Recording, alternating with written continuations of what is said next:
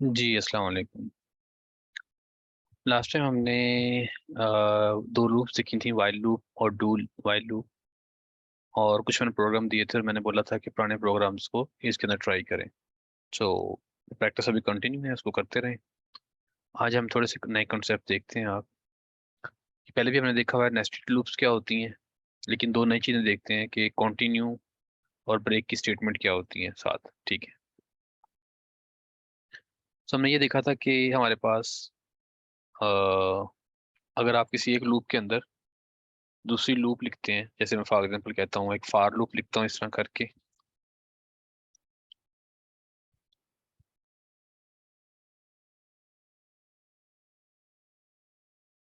और इस फार लूप के अंदर मैं, चूंकि जो इसकी बॉडी है फार लूप की, इसके अंदर मैं कुछ भी कर सकता हूँ, सी इन सी आउट, सारी प्रोग्रामिंग कर सकता हूँ। तो अगर मैं फार लूप के अंदर एक और लूप लिख दूँ, वो फार भी हो सकती है, वाइल भी हो सकती है, डू वाइल भी हो सकती है, कोई भी दूसरी लूप लिख दूँ मिसाल के तौर पे इस तरह करके, तो मैं इसे बोलूंगा नेस्टेड लूप्स। ठीक है। ये लूप के अंदर आ गई है तो नेस्टेड लूप्स कहलाएगी। हमने इसको पहले भी देखा था। सो मिसाल के तौर पे मैं कहता हूँ, अगर मैं यहाँ पे इसको कहूँ आई इज, और यहाँ पे मैं आई को प्रिंट करूँ, और फिर कहूँ कि एंड जे इज, और यहाँ पे मैं जे को प्रिंट करूँ समझाने के लिए आपको, और इसको हैंडल कर दूँ यहाँ पे, तो ये लूप कैसे चलेगी हमारे पास बेसिकली, कि जब आपकी ये वाली लूप चलेगी तो लूप के एक बार चलने को हम लूप की ज़बान में आइट्रेशन बोलते हैं। जब इस लूप की एक आइट्रेशन होगी, यानी जब ये लूप एक दफ़ा चलेगी, शुरू में आई ज़ीरो, आई लेस देन 5, कंडीशन ट्रू, अंदर आएंगे, फिर ये इसको पढ़ेंगे, तो जो भी इसकी लॉजिक है उसके मुताबिक जितना भी इसने चलना है ये चलेगी। जब ये खत्म हो जाएगी फिर आप इससे बाहर आके यहाँ पे आएंगे, फिर ऊपर जाएंगे, तो फिर जो पहले वाला हिसाब था वैसे चलेगा, यानी आई ज़ीरो था पहले शुरू में, आई लेस देन 5, अंदर आया, ये सारा काम किया, ऊपर गया, आई प्लस प्लस किया, फिर चेक किया कि आई लेस देन 5 है, अंदर आ जाएंगे, फिर ये सारा काम करेंगे, फिर बाहर जाएंगे, वो काम वैसे ही होना है। जब आप अंदर आया करेंगे तो यहाँ पे अगेन एक फॉर लूप लिखी है, तो फिर उस तरह ही चलेगा सिंटैक्स। क्या होगा, वेरिएबल डिक्लेयर होगा, जे ज़ीरो, कंडीशन चेक होगी, अंदर आएंगे, खत्म होगा, फिर इस फॉर लूप के एंड पे आएंगे, जे को इंक्रीमेंट करेंगे, जीरो था वन हो जाएगा, वन लेस देन 5, अंदर आएंगे, सी आउट होगा, फिर ऊपर जाएंगे। तो यानी ये लूप एक तरह का सर्कल है, दायरा है या रेपिटेशन है। जब तक ये खत्म नहीं होगी आप इस लूप से बाहर नहीं आएंगे, जब बाहर नहीं आएंगे तो यहाँ तक नहीं पहुंचेंगे। तो ये दो लेवल हैं, एक फॉर लूप का लेवल, फिर एक फॉर लूप का लेवल। अंदर भी हो सकता है, जितने मर्जी तक जाते रहे अंदर आप, ठीक है, अपनी प्रोग्रामिंग की नीड के मुताबिक, लेकिन चलाने का स्टाइल यही होगा, इसको चलाने का भी स्टाइल यही होगा। अगर आप थोड़ा सा गौर करें, क्या हमारे नेचुरल इस तरह नहीं हो रहा? क्या आपके पास ऐसा नहीं होता कि बाहर एक आपकी लूप चल रही है ईयर्स की, उसका हमें नहीं पता कि कब खत्म होने ईयर्स, लेकिन जब एक ईयर आता है तो उसके अंदर आपकी एक लूप चलती है डेज की। एक डे, आप कहते हैं डे वन, डे टू, इस तरह करके जब डे वन होता है फिर अंदर आपकी लूप चलती है। मैं इसको शॉर्ट कर गया हूँ, ईयर्स के बाद आप मंथ वगैरह और फिर आप वीक्स वगैरह कर सकते हैं, लेकिन समझाने के लिए डेज के अंदर क्या होता है, आवर्स होते हैं। फिर आवर्स की एक और की हम बात करें कि एक और में कितनी दफ़ा आपके आते हैं, मिनट्स आते हैं, तो फिर आपकी मिनट्स की समझ लें एक लूप चलती है कि मिनट वन होता है, मिनट टू होता है, मिनट थ्री होता है, जब मिनट 59 होते हैं फिर 60 वाला, फिर अगले और की बारी आ जाती है। और फिर हमारे पास मिनट्स के अंदर आपको पता है कि सेकंड्स की चलती है, 60 सेकंड चलते हैं। तो ये सब देख लें, हमारी लाइफ में भी इस तरह ही चल रहा है सिस्टम। आपके 60 सेकंड होते हैं, एक दफ़ा सेकंड पूरे होते हैं तो एक मिनट पूरा हो जाता है, यानी मिनट एक बढ़ जाता है आगे। जब ये लूप चलते चलते 60 मिनट होते हैं पूरे, तो फिर बाहर का एक घंटा बढ़ जाता है। जब 24 घंटे होते हैं तो एक दिन बढ़ जाता है। तो बताना चाह रहा हूँ कि यही जिस तरह हमारी लाइफ के अंदर भी रेपिटेशन है, इसी तरह लूप का कंसेप्ट प्रोग्रामिंग में भी वैसे ही है कि आप चीज़ों को रिपीट कर रहे होते हैं। सो अगर मैं चलाऊंगा तो आई की जीरो वैल्यू के लिए ये लूप चलनी है, तो जे की वैल्यू आपको नजर आएगी कि 0 1 2 3 4 5, फिर ऊपर जाएंगे आई की वैल्यू 1, फिर ये 5 दफ़ा चलेगी। तो अगर मैं इसकी आउटपुट दिखाऊं आपको तो इसकी आउटपुट ऐसे करके नजर आएगी। क्वेश्चन है इसके अंदर?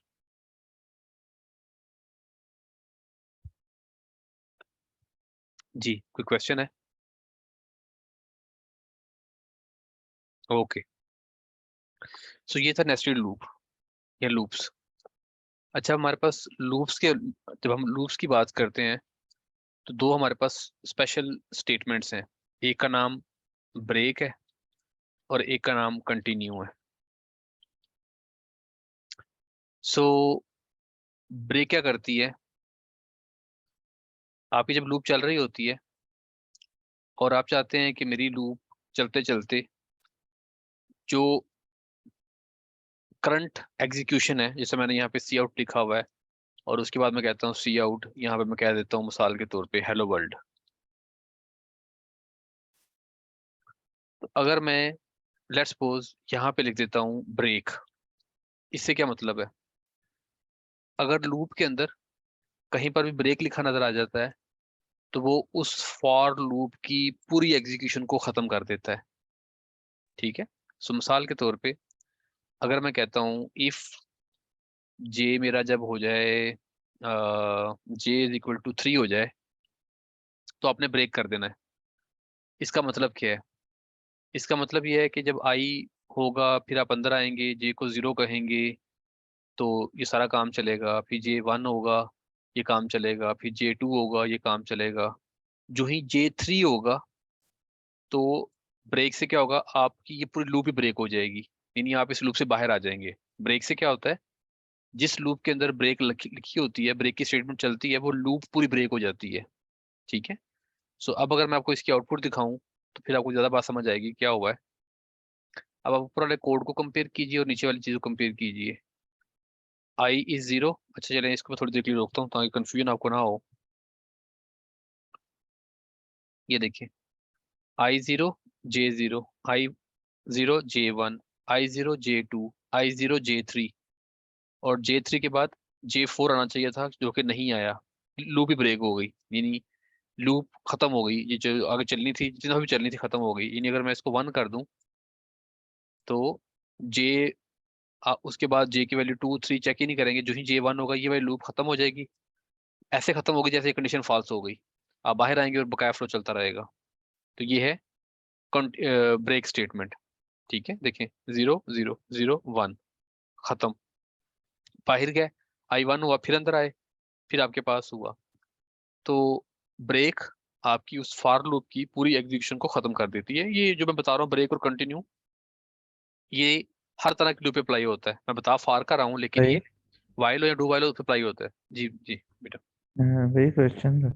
जी पूछिए पूछिए। और अगर जे को अगर इक्वल करना है 3 वगैरह के, तो ऊपर कंडीशन में 3 क्यों नहीं कर सकते? बिल्कुल कर सकते हैं, बिल्कुल कर सकते हैं कि अगर मैंने इस तरह लूप को खत्म करना है तो मैं कंडीशन क्यों नहीं कर लेता। सो सम टाइम ऐसे ये होता है। क्वेश्चन। हाँ बिल्कुल ठीक है, बड़ा जबरदस्त क्वेश्चन है कि अगर हमें इधर से कंडीशन लगा के लूप को खत्म करना है तो मैं इधर क्यों नहीं कर लेता। मैं इधर लिख दूं J <1 या J<3 लिख दूं। तो सम टाइम आपको यूजर एक इनपुट एंटर करता है और फिर आपने लूप को ब्रेक करना होता है। ठीक है, यहाँ आपने कोई यूजर ने नंबर एंटर किया, उसकी कैलकुलेशन करनी है मैथ के जरिए और देखना है कि अगर यूजर की इनपुट की बेस पे नंबर बड़ा हो गया है, 0 से बड़ा हो गया है, या उसने गलत नंबर एंटर कर दिया है, तो हमें लूप को ब्रेक करना होता है, जो हमें पता नहीं होता शुरू में, तो हम यहाँ कुछ लिख नहीं सकते। इसलिए फिर हम जब खुद कभी लूप को ब्रेक करना चाहते हैं तो फिर हम इस तरह ब्रेक कर लेते हैं। तो ये सिंपल कंडीशन है, इसमें तो समझ आती है बात की, लेकिन सम टाइम ये कंडीशन कॉम्प्लेक्स भी हो सकती है जो कि यहाँ पे हैंडल नहीं हो सकती इधर। और जैसे मैंने बोला, ये सिर्फ फॉर लूप की कहानी नहीं है, वाइल पे भी अप्लाई होता है, डू वाइल पे भी अप्लाई होता है। तो आप अपने यूजर की इनपुट पे या किसी कॉम्प्लेक्स कैलकुलेशन के बेस पे डिसीजन करना चाहते हैं कि लूप मजीद ना चले, तो फिर आप ब्रेक का इस्तेमाल कर सकते हैं। ठीक है, ठीक है। ठीक। अच्छा, दूसरी चीज आती है कंटिन्यू। कंटिन्यू में क्या होता है, अगर मैं यहाँ पे कंटिन्यू लिख देता ब्रेक की जगह पे, कंटिन्यू का वर्ड लिख दूं, सेमीकोलन लगा दूं, अब क्या होगा कि जो लूप की वो आइट्रेशन होगी ना, वो सिर्फ खत्म होगी। यानी जब वो पढ़ेगा और ये पढ़ेगा और कंटिन्यू करेगा तो वो लूप को खत्म नहीं करेगा, बल्कि जो इसने आगे सारे काम करने थे वो खत्म हो जाएंगे और जो नॉर्मल काम करता था कि यहाँ पहुंच के उसने करना होता है कि यहाँ चला जाता है तो वहां चला जाएगा। यानी कॉन्टिन्यूस से क्या होता है कि लूप के इस वाले आइट्रेशन में जो अगले काम होने हैं वो खत्म हो जाएंगे और वो सिंपली यहाँ पहुंच के दोबारा यहाँ चला जाएगा जैसे नॉर्मल चलता है। ब्रेक से पूरी लूप ब्रेक हो जाती है। कॉन्टिन्यूस से क्या होता है, सिर्फ वो वाली आइट्रेशन खत्म होती है। ठीक है। समझाने का अगर मैं कहूँ तो आपको अब समझ आएगा कि देखें I0, ठीक है, J0। अच्छा, अब इसको मैं दिखाने के लिए ऐसे करता हूँ, समझाने के लिए आपको, कि एंडल यहाँ नहीं लगाता ताकि आपको समझ आए कि क्या हुआ है, और एंडल को मैं इधर लगा देता हूँ ताकि जब हमारी लूप खत्म हो जाए तो नेक्स्ट काम सारा इधर हो, ये इस तरह करके। अब देखिए जरा, आपके पास I0, J0। J0 नहीं है, कुछ नहीं हुआ, हेलो वर्ल्ड प्रिंट हो गया और एंडल प्रिंट हो गया। अगली दफा I0, J1, क्योंकि J इंक्रीमेंट हुआ है, J1 प्रिंट हो गया। लेकिन J1 के बाद हेलो वर्ल्ड प्रिंट नहीं हुआ, क्योंकि जब आपने कंडीशन लगाई थी J=1, तो वो कंटिन्यू से क्या हुआ, वो फौरन जंप करके यानी लूप के एंड पे पहुंच गया, यहाँ पहुंच गया। और यहाँ के बाद क्या होता है, हमें पता है कि वो यहाँ जाता है, इंक्रीमेंट करता है, फिर कंडीशन चेक होती है, तो वो देखिए अगला काम हुआ है I0, J3, J2, ये वाला काम आ गया और उसमें हेलो वर्ल्ड आ गया। ठीक है जी, समझ आइए बात की, बताएगा मुझे दोनों में फर्क क्या है, कंटिन्यू में ब्रेक में क्या फर्क है। जी, ये जो कंटिन्यूस आपने लिखा है, इसके नीचे वाला जो जो भी आप स्टेटमेंट लिखेंगे वो वाली प्रिंट नहीं होंगी, ये बस इससे दोबारा ऊपर लूप में चलेगा, यही है ना कंटिन्यूस। बिल्कुल ठीक। तो कंटिन्यू से क्या होता है, जो अगली चीजें होती हैं वो एग्जीक्यूट नहीं होती, और कंटिन्यू से वो जंप करके यहाँ आ जाता है, यानी एंड पे आ जाता है। और एंड का मतलब हमें पता क्या होता है, जब भी आप यहाँ पहुंचते हैं तो फिर आप यहाँ जाते हैं, इंक्रीमेंट करते हैं या डिक्रीमेंट करते हैं, फिर कंडीशन चेक होती है, फिर अंदर आते हैं। जबकि ब्रेक वाले केस में क्या होता है, अगर मैं ब्रेक लिख दूंगा कि वो इधर नहीं, इससे बाहर आ जाएगा, इस लूप से बाहर आ जाएगा, लूप खत्म हो गई है। ठीक है बच्चों, बात समझ आ गई है कि नहीं समझ आई, कंटिन्यू ब्रेक की कहानी समझ आई है कि नहीं आई। और जो भी हम कहानी कर रहे हैं, जो बात कर रहे हैं कंटिन्यू ब्रेक की, वो सिर्फ उस लूप तक महदूद है, बाहर वाले लूप को हम नहीं छेड़ रहे, याद रखनी बात ये वाली। ये नहीं सोचना कि मैं कंटिन्यू लिखूंगा या ब्रेक लिखूंगा तो मैं साइड लूप से बाहर आ जाऊंगा, नहीं नहीं नहीं, सिर्फ आप उस वाली स्पेसिफिक लूप्स जिसके अंदर आप ये कंटिन्यू ब्रेक लिख रहे हैं, चला रहे हैं, सिर्फ उस लूप की बात हो रही है कि उस लूप से बाहर आएंगे या उस लूप की उस आइट्रेशन से बाहर आएंगे जो वो चल रही थी, एग्जीक्यूशन चल रही थी। ओके, ठीक है, दोबारा देखिएगा, प्रैक्टिस कीजिएगा, ज्यादा बात की समझ आएगी। ठीक है। ये मैंने बात की है, समझाई चीजें आपको कि नेस्टेड लूप्स क्या होती है, कंटिन्यू की स्टेटमेंट क्या है और ब्रेक की स्टेटमेंट क्या है, ये बहुत इंपॉर्टेंट है लूप्स के लिए। आपने एक दो वीक पहले बल्कि टेस्ट के अंदर एक प्रोग्राम किया था जिसके अंदर आपने प्रोग्राम खत्म करना था, तो आपने अपनी लूप के अंदर रिटर्न लिख दिया था। रिटर्न से प्रोग्राम खत्म हो जाता है, आपको सिर्फ लूप ब्रेक करनी थी। तो जब आपने लूप ब्रेक करनी हो, लूप खत्म करनी हो, तो वहां पे आप कंटिन्यू या ब्रेक को इस्तेमाल करते हैं according to your situation. Return program खत्म कर देता पूरे का पूरा। ठीक है। तो वहां पे आपको ये कंटिन्यू या ब्रेक को इस्तेमाल करना था उस प्रोग्राम के अंदर स्पेसिफिकली। ओके जी, कोई क्वेश्चन है इसके अंदर, छोटा सा कॉन्सेप्ट है लेकिन बड़ा इंपॉर्टेंट कॉन्सेप्ट है, बहुत इंपॉर्टेंट कॉन्सेप्ट है ये वाला। ठीक है जी, आगे चलते हैं फिर। आज मैं आपको एक नई चीज सिखाने लगा हूँ, उन्हें हम कहते हैं, अच्छा जितनी चीजें आपने सीख ली है ना, बेसिकली प्रोग्रामिंग इतनी ही है। मैं कह सकता हूँ कि प्रोग्रामिंग के जो बुनियादी कॉन्सेप्ट है ना वो इतने ही हैं। ठीक है। अब मैं बात करने लगा हूँ कि जब हम प्रोग्रामिंग की बात करते हैं ना, तो प्रोग्रामिंग में कोड जो होता है ना वो थोड़ा सा नहीं होता, 10 लाइनों का 20 लाइनों का नहीं होता, ये हजारों लाखों करोड़ों लाइनों का कोड चला जाता है, ये वाला कोड। अब सोचें अगर मैंने यहाँ पे हजारों लाखों लाइनें लिखी हो इस तरह करके, तो उस कोड को समझेगा कौन, और समझ के उसको यानी कोड को समझेगा कौन, और फिर वो उसको चेंज कौन करेगा, इम्पॉसिबल चीज होती है। तो प्रोग्रामिंग के अंदर एक बुनियादी कॉन्सेप्ट है, प्रोग्रामिंग के अंदर एक बहुत बुनियादी कॉन्सेप्ट है और बहुत इंपॉर्टेंट कॉन्सेप्ट है जो कि आपको आना चाहिए। मैं आपको नामों से कंफ्यूज नहीं करूंगा, लेकिन उस कॉन्सेप्ट का नाम होता है, जनरली उसको हम इनकैप्सुलेशन कहते हैं। अच्छा, मैं आपको भी इनकैप्सुलेशन का नहीं बताने लगा, लेकिन मैं आपको छोटी सी चीज बताने लगा हूँ कि प्रोग्रामिंग में काम करते वक्त जब आप काम कर रहे होंगे, तो आपकी बुनियादी ख्वाहिश ये होगी कि मैं अपने इस कोड को इस तरह लिखूं कि मेरा कोड आसानी से मैं उसको ढूंढ सकूं या इस्तेमाल कर सकूं, और वो रीयूजेबल हो, मैं उसको दोबारा इस्तेमाल कर सकूं कोड को। ठीक है, क्योंकि जब कॉम्प्लेक्स कोड होता है जैसे हमारी जिंदगी में करते हैं, अगर किसी ने फर्स्ट टाइम कुछ सोचा होगा कुछ चीज तोड़ने का, तो उसने शायद तोड़ ली हो, लेकिन फिर सोचा होगा कि यार ये चीज तो मैंने किसी और ने भी यूज करनी हो, तो फिर उन्होंने हथौड़ी बनाना शुरू कर दी। आपको चीजें नजर आती है ना, इसे हम रीयूजेबिलिटी कहते हैं ना। एक चीज बना ली जिसको आप इस्तेमाल कर लेते हैं, डिफरेंट जगहों पे इस्तेमाल कर लेते हैं।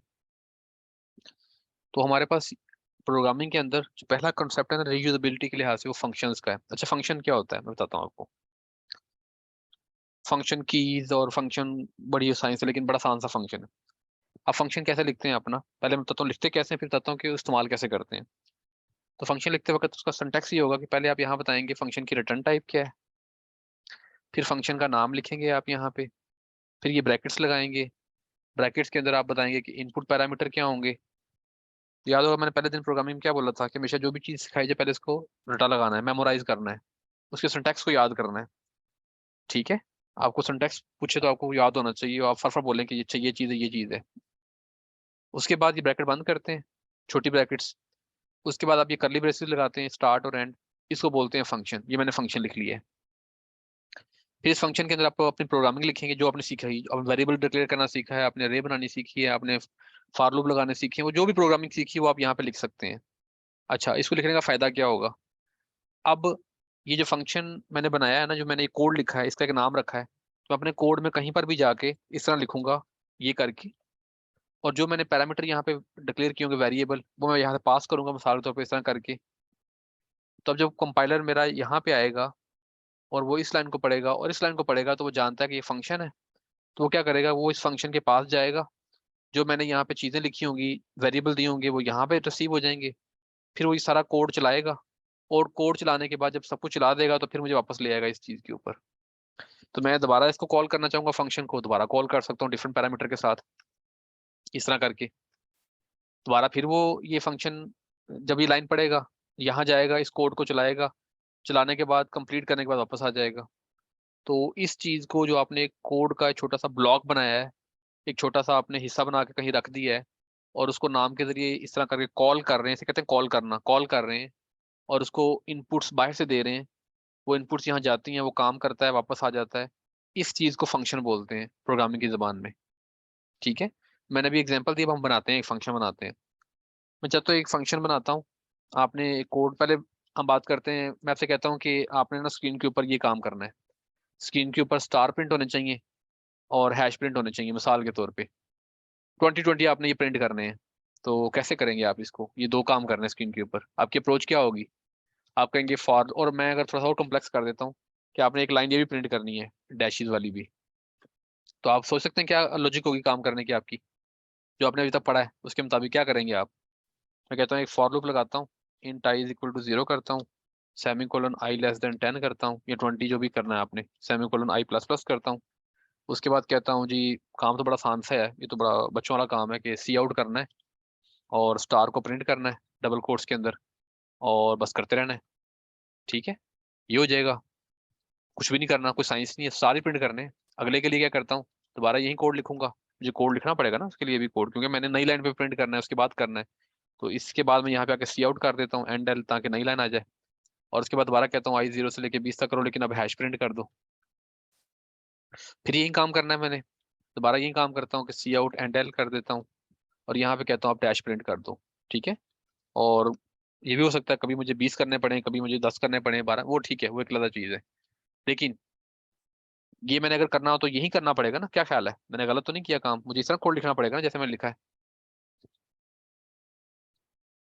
मैं एक लूप में नहीं कर सकता, क्योंकि मैंने एक चीज को प्रिंट करने के बाद एक नई लाइन पे लेके आना, तो एक लूप की मेरी हेल्प नहीं करेगी। मैं स्टार के बाद हैश करूंगा तो कठाना शुरू हो जाएगा, स्टार हैश चलाना शुरू हो जाएगा।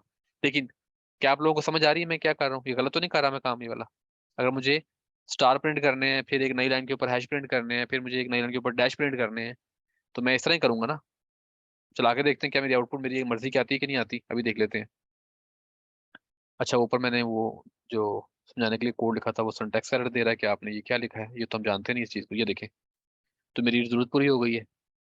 क्या आप इस चीज़ को समझ पा रहे हैं मैं क्या कर रहा हूँ, ये मैंने क्या किया अभी, कोई मैंने कॉम्प्लेक्स साइंस तो नहीं लिखी।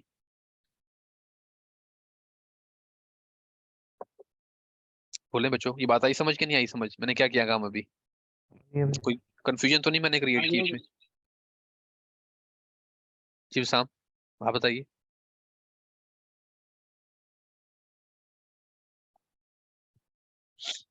शाम, अच्छा, जी, आपको समझे, बाकी समझ आइए? आप बताएं बदर, हाँ जी भाई, आगे समझ। समझ आ गई है ना?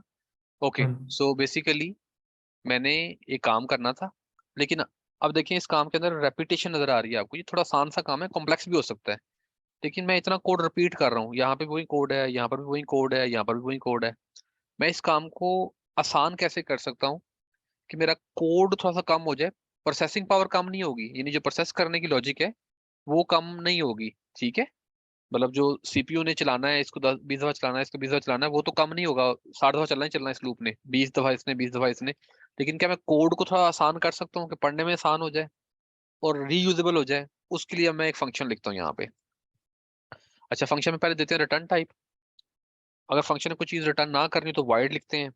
आपको नहीं समझ आ रहा, रटा लगा लें अभी जो बता रहा हूँ। अगर फंक्शन है कोई चीज नहीं रिटर्न करनी तो वाइड लिखना है। फंक्शन को नाम देना है, कोई नाम अच्छा सा दे दें, प्रिंट सिंबल, अपनी मर्जी का दे दें। अंदर हम कहते हैं कि जो सिंबल प्रिंट करनी है वो मुझे बाहर से आएगी। मिसाल के तौर पर मैं एक 4 लेता हूँ, क्योंकि सिंबल लेनी मैंने, उसको मैं ऐसे रख लेता हूँ। और यहाँ पे मैं कहता हूँ कि अब मेरे इस फंक्शन की लॉजिक ये होगी कि मैंने ये वाला काम करना है, इस तरह का काम, ये काम करना है। और जो भी सिंबल मुझे बाहर से आएगी उसको मैंने सिंपली प्रिंट करना है। स्टार की जगह पे मैं सिंबल कह देता हूँ, ये ले। अब क्या होगा? मैंने क्या कहा है? कुछ भी नहीं कहा, मैंने कुछ कोड उठा के यहाँ लिख दिया है। और मैंने इस वाले कोड के ब्लॉक को, इस कोड के ब्लॉक को, इस ब्लॉक को एक नाम दे दिया है। और इस ब्लॉक ने, इस कोड के ब्लॉक ने कोई चीज रिटर्न नहीं करनी, वापस नहीं भेजनी, तो वॉइड लिख दिया है। और एक मैंने यहाँ पे पैरामीटर ले लिया है, 4 करेक्टर, जैसे हम वेरिएबल डिक्लेयर करते हैं एस का, कि कोई इसको कॉल करेगा तो वो मुझे कुछ चीज भेजेगा जो मैं इस एस में रिसीव करूंगा, और फिर मैंने इसको इस्तेमाल करना है, यानी मैंने इसको सी आउट करवाना है। अब इसको मैं इस्तेमाल कैसे करूंगा? बड़ा आसान है। ये सारी जो लॉजिक मैंने लिखी थी मैं खत्म कर देता हूँ इस लॉजिक को। और यहाँ मैं कहता हूँ कि जी मैंने क्या प्रिंट करना है, पहले मैंने स्टार प्रिंट करना है, तो मैं double quote, sorry, single quote के अंदर यहाँ पे एक स्टार भेज देता हूँ यहाँ पे, क्योंकि करेक्टर में सिंगल कोट आता है, ये भेज देता हूँ, ठीक है? तो अब मैं पहले चला के दिखाता हूँ, फिर मैं आपको इसको एक्सप्लेन करता हूँ कि काम कैसे करेगा। देखें, स्टार प्रिंट हो गए। अब काम कैसे किया उसने? बड़ा आसान है।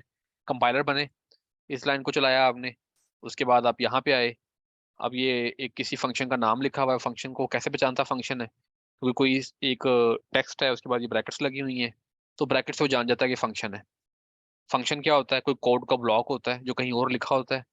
तो जब आपका ये लाइन पढ़ेगा तो वो ढूंढेगा क्या इस नाम का फंक्शन है? जी है। अच्छा, क्या वो फंक्शन कोई पैरामीटर लेता है? जी हाँ, एक पैरामीटर लेता है। क्या मैं एक पैरामीटर दे रहा हूँ? हाँ जी दे रहा हूँ, ठीक है। ये पैरामीटर जो भी दे रहा हूँ वो इसको इसके अंदर रखवा दो, एस के अंदर रखवा दो। रखवा दिया, ओके। उसके बाद जो कोड लिखा वो कोड चलाओ। कोड चल गया, जो भी कोड था, फॉर लूप चलनी थी, फॉर लूप चली, जो चीज एस आई थी वो सी आउट हो गई। और उसके बाद आपने इसको एक कैंडल कर दिया आखिर में जाके। अच्छा, काम खत्म हो गया सारा ये वाला। उस काम खत्म होने के बाद यहाँ कुछ चीज रिटर्न करनी है फंक्शन ने? नहीं करनी, ओके। यहाँ पहुंच गए, तो यहाँ पहुंचने का मतलब वापस यहाँ पे आ जाओ। ये लाइन कंप्लीट हो गई है, उसके बाद जो अगली लाइन है वो चला दो, जो भी अगली लाइन है। मतलब जो भी आपने लिखना है वो काम को, जो भी काम करना है वो कर लो, अपना काम कर लो, एंड सो ऑन। तो इस तरह आप एक फंक्शन को बनाते हैं, इस तरह एक फंक्शन को कॉल करते हैं। और जब वो कंपाइलर यहाँ पे आता है वो जंप करके वहां चला जाता है, जो पैरामीटर यहाँ दिए होते हैं वो वेरिएबल में डाल देता है। उसके बाद जो आपकी लॉजिक होती है वो लॉजिक चलती है, फंक्शन एंड होता है, वापस आ जाते हैं इधर। और उसके बाद जो अगला काम होता है वो चलाना शुरू कर देते हैं आप। तो चला के देखते हैं क्या ये बात समझ आ रही है हमें कि नहीं आ रही। तो बिल्कुल सही है, ये देखें, ये कर हो गया काम। उसके बाद ये कंप्लीट हुआ। कंप्लीट का मतलब ये सारा कुछ था। उसके बाद आपने कहा सी आउट कंप्लीटेड, तो सी आउट कंप्लीटेड प्रिंट हो गया। जी बच्चों, मुझे बताएं कि इस फंक्शन में कोई प्रॉब्लम है? कोई फंक्शन की साइंस में आपको क्या समझ आई है? आप बताइए मुझे।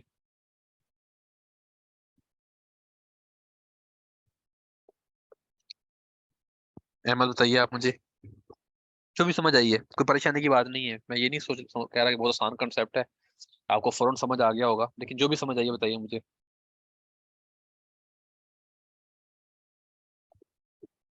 कोई और बता दे, बदरा बता दे, क्या समझ आई है कि नहीं समझ आई? आइए समझ भाई, पहले हमने यहाँ पे फंक्शन डिक्लेयर किया है, वॉइड प्रिंट सिंबल वाला ये चीज हम्म। जो मैंने की है। उसके बाद हमने ये अंदर फार लूप लगा दिए कि, और यहाँ पे सी आउट में जो भी हम लिया हुआ है यहाँ पे सिंबल, जैसे मतलब ऊपर यहाँ पे हमने करेक्टर लिया था ना, तो यहाँ पे वो चीज यहाँ पे हमारी प्रिंट हो जाएगी। ठीक है। उसके बाद नीचे इंट मेन के बाद इस जगह पे प्रिंट सिंबल किया हुआ है, ये जो हमने वहाँ पे डिक्लेयर किया था ना ऊपर फंक्शन के अंदर, ये हम्म। वो वाली चीज लिख दी। और लेकिन ये ब्रैकेट्स के अंदर जो चीज हमने प्रिंट करवानी है, मतलब स्टार प्रिंट करवाना था, तो ये एस की जगह हमारा ये वहाँ पे ये स्टार आ जाएगा। बिल्कुल ठीक है, ठीक है, शाबाश। अच्छा, अब यहाँ पे कंफ्यूजन क्या होती है? कंफ्यूजन ये होती है कि इंट मेन क्या चीज़ है और ये क्या लिखा है। देखिए, जो आपने ये फंक्शन लिखा है ना, तो इस फंक्शन से कुछ नहीं हुआ, सिर्फ ये एक डिक्लेरेशन है। इससे काम नहीं हुआ, तब तक काम नहीं हुआ जब तक आप इसको कहीं कॉल नहीं करेंगे। ये मैं इसे कॉलिंग बोल रहा हूँ, यहाँ मैं कॉल कर रहा हूँ। तो जब आपका प्रोग्राम चलता है ना, आप प्रोग्राम को रन करते हैं, तो कंपाइलर देखता है कि क्या यूजर ने इस कोड के अंदर कहीं मेन का फंक्शन लिखा है, एक ऐसा फंक्शन लिखा है जिसका नाम मेन हो। हाँ, उसे मिल जाता है, फंक्शन मेन का फंक्शन मिल जाता है, तो वो उसको चलाना शुरू कर देता है। जो बाकी फंक्शन आपने बनाए होंगे, 1 2 3 4 जितने मर्जी बनाए होंगे, वो किसी काम के नहीं है। वो कोड नहीं चलेगा, फॉर लूप का कोड नहीं चलेगा, जो भी कोड लिखा है अंदर वाला नहीं चलेगा जब तक आप उस फंक्शन को कॉल नहीं करेंगे।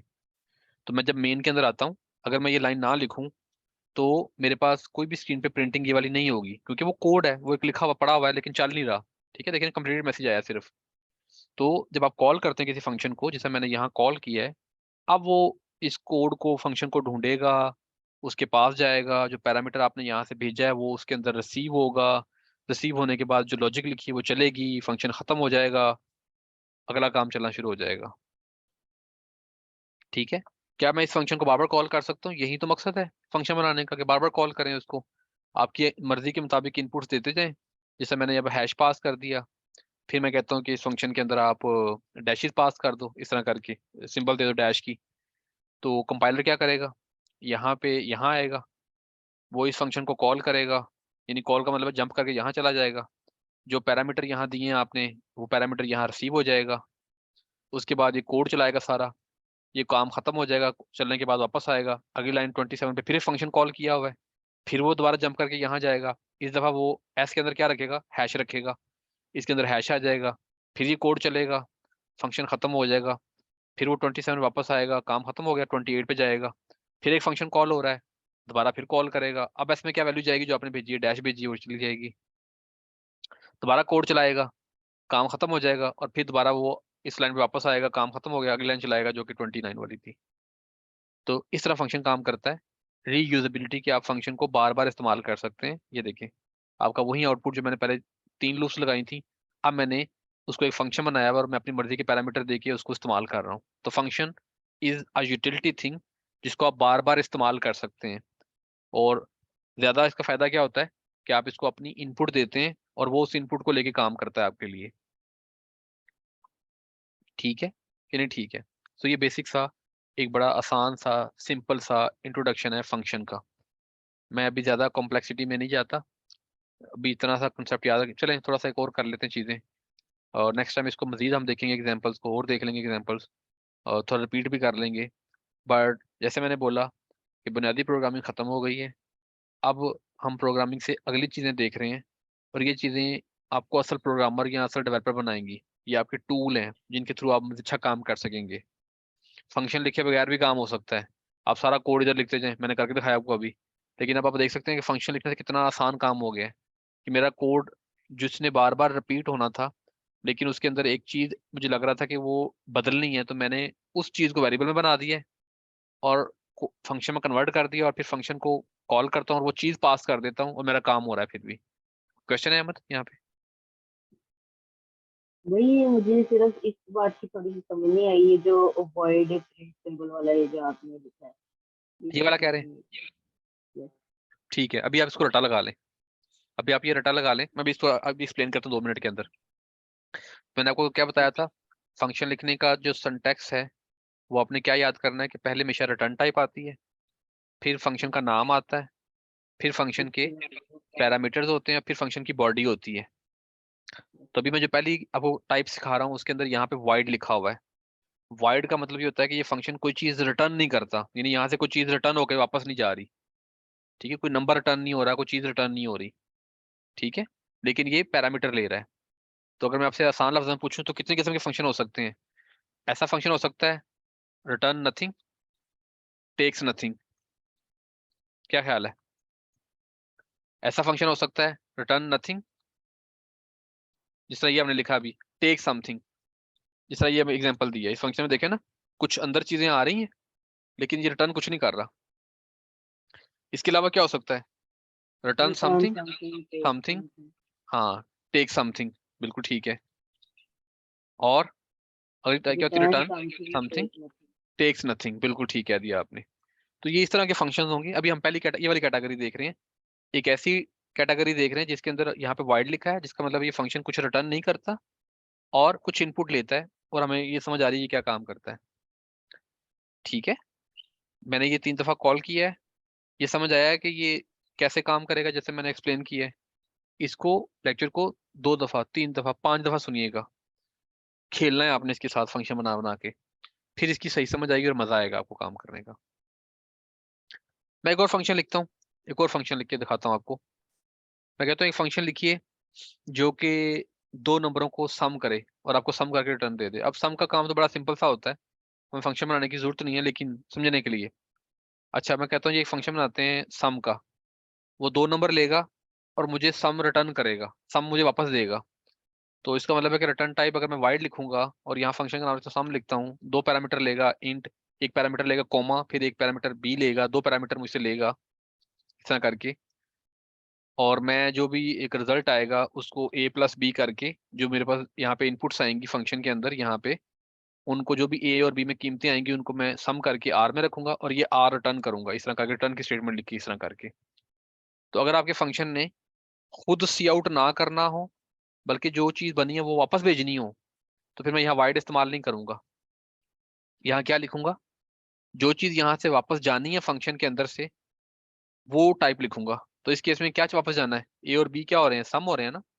और ए और बी की टाइप क्या है? रिजल्ट क्या आ रहा है? एक इंट आ रहा है।